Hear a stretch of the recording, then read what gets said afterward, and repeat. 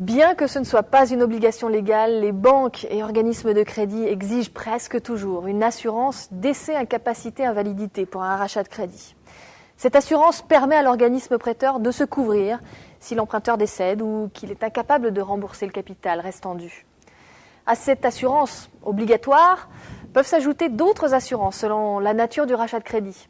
C'est le cas de l'assurance invalidité temporaire de travail, qui prend en charge le remboursement du capital pendant la durée de l'invalidité, ou encore de l'assurance perte d'emploi, qui prend temporairement en charge une partie des mensualités en cas de chômage.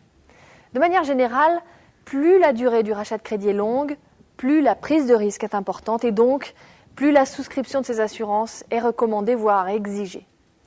Pour les rachats de crédit conso, certaines banques imposent de prendre leurs propres assurances.